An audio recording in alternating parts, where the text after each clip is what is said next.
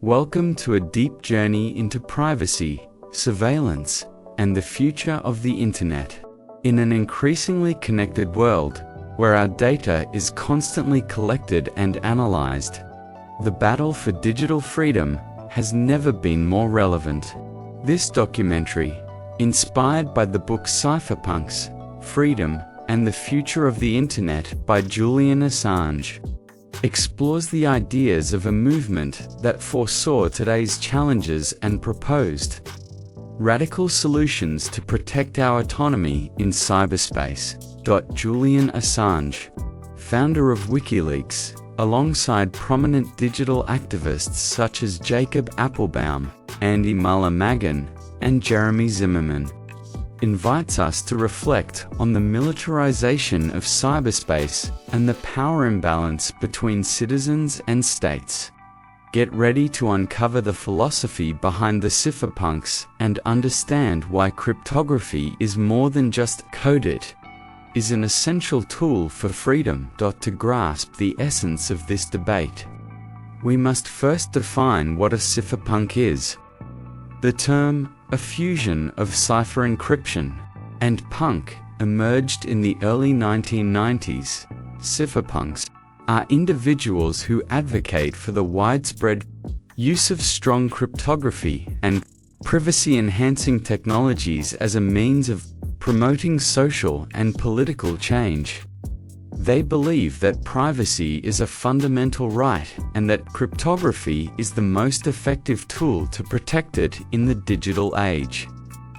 The cypherpunk movement is not just an ideology, it is a call to action. Its manifesto, published by Eric Hughes in 1993, states, "Privacy is necessary for an open society in the electronic age. Privacy is not the same as secrecy. A private matter is something one doesn't want the whole world to know. A secret matter is something one doesn't want anyone to know. Privacy is the power to selectively reveal oneself to the world." This distinction is crucial. Cypherpunks are not seeking to conceal crimes, but to protect individual autonomy against indiscriminate surveillance. Figures such as Whitfield, Diffie, and Martin Hellman, pioneers of public key cryptography, and Hal Finney, one of the main developers of PGP 2.0, were fundamental in creating the tools cypherpunks defend. They foresaw that without the protection of cryptography, the Internet would become a vast field of surveillance, a prophecy that, unfortunately, has come true in many respects. Assange's book and his collaborators highlight an alarming reality: the systematic collection of private data. Companies like Google and Facebook monitor every click, every search, every social interaction, building detailed profiles of billions of people, initially justified as targeted advertising.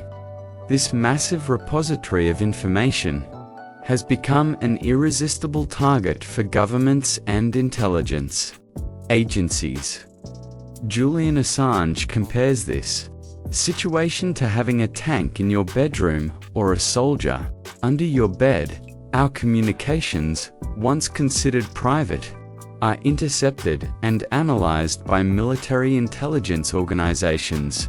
The Internet, which should have been a civil space of freedom and connection, has turned into a militarized zone, where digital martial law applies to our most intimate interactions. The authors argue that the amount of data companies and liberal governments now hold about the private lives of their citizens far surpasses what the Stasi, East Germany's secret police, ever had at its peak. This shocking comparison underscores the gravity of the situation and the imminent risk to civil and political liberties. Surveillance is not just about national security. It is about control, power, and who defines the boundaries of our freedom. The militarization of cyberspace is a central concern for the Jacob Appelbaum, one of Assange's interlocutors in the book, recounts his experience in cyber warfare competitions sponsored by the US Navy, where young talents are trained for both offensive and defensive hacking. This narrative reveals how the logic of war is being applied to the digital domain, transforming the internet into a potential battlefield. The book also discusses how cryptography, while essential for privacy, is viewed by some states as a dual-use technology, restricted in its exportation. This exposes the hypocrisy of governments that seek vulnerabilities in foreign systems while attempting to control the tools that could protect their own citizens. The push for global control of cryptography, such as David Aaron's 1998 proposal that the government should have access to all encrypted passwords, illustrates the persistence of this mentality. This militarization is not limited to cyber attacks or data collection.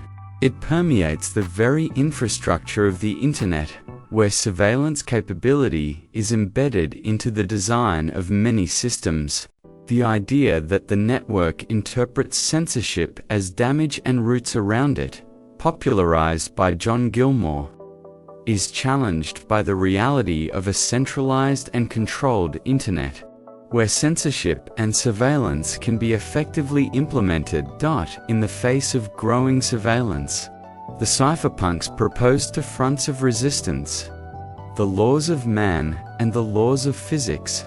The laws of man refer to political action, legislation, and public pressure to guarantee privacy and government transparency.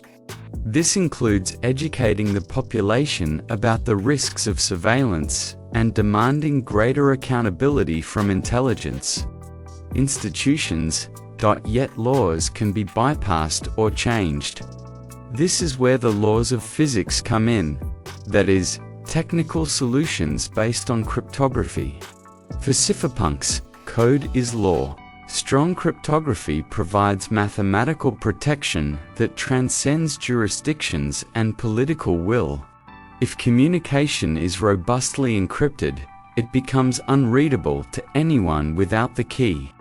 Regardless of court orders or government pressure, Julian Assange, with his experience in WikiLeaks, exemplifies this approach.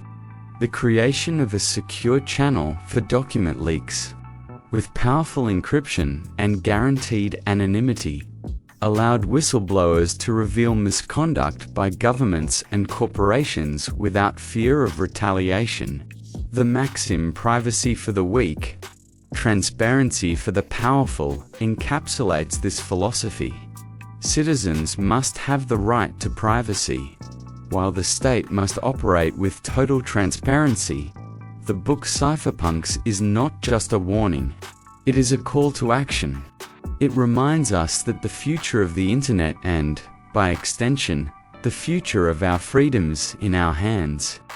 The choice is clear: accept a future of total surveillance, where every aspect of our lives is monitored and controlled, or fight for a free and open cyberspace, protected by cryptography and the principles of privacy.